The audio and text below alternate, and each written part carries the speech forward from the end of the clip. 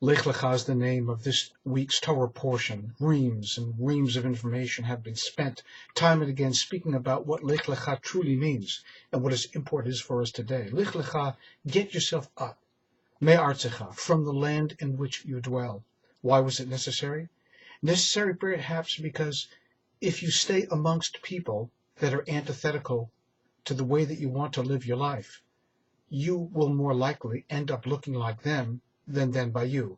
It's kind of the rule of numbers, that if we find ourselves in a bad place, it is so vital that we extricate ourselves from that place. We find ourselves with people who don't speak the same language as we would want our children to speak.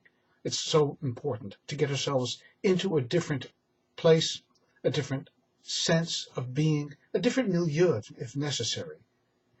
In this week's parasha, Rashi makes a powerful observation, a comment on the first three words of the text by saying, get yourself up out of the land because, and this is God speaking now through the words of Rashi, I'm going to show you the wonders of the universe. I'm going to show things to you unimaginable. It is as if God is giving to Abraham a carrot, saying, come, my son. But the context in which it occurs is not only true as a carrot for Abraham, but because Abraham already lusts for that very thing that God is offering to him. He's not complacent. He's not happy in his place. He knows there's something great and big and powerful just beyond the edge of the periphery of his vision. He knows there's something wondrous waiting for him right outside there. God, all he has to do is say, this is what it is. And I promise it will come to be. And Abraham leaves. It is the promise of something great, and also the needful response of the human soul that says to Abraham, if you don't get out of this place, you're going to be stuck. Stuck not only here, but stuck as you were. Not only stuck as you were, but stuck as they are. You've already had a vision of something grander and more great. Don't waste your life.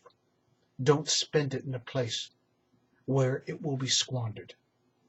Abraham knows this, intuits it perhaps. We know from the story of Abraham and the idols that we give flesh to a story that really has no foundation at all. Abraham's father probably didn't produce idols for a living.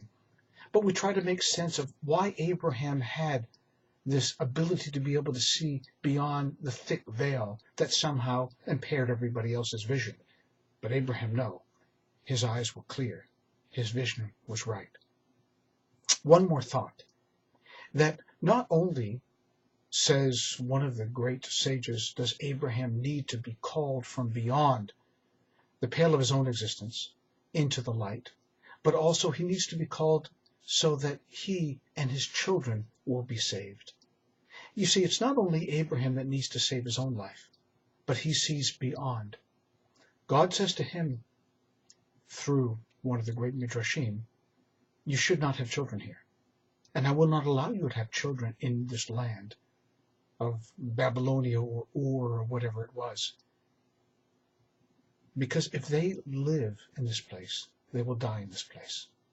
And they will die just like everybody else. Fallen away, swept clean by the sands of time. I have something, says God, far grander in mind for them and for you. Don't lose track. Don't lose focus. Don't lose hope. Don't lose your way. Don't place yourself in a position where you'll be caught in a maelstrom that will only bring you down, down and down. For us, Abraham's call by God is as powerful today as it was many millennia ago. We are too asked, Lech Lecha, to make a spiritual journey, a pilgrimage, and sometimes even a physical one, to extricate ourselves from the bonds of darkness that might hold us down. Shabbat Shalom.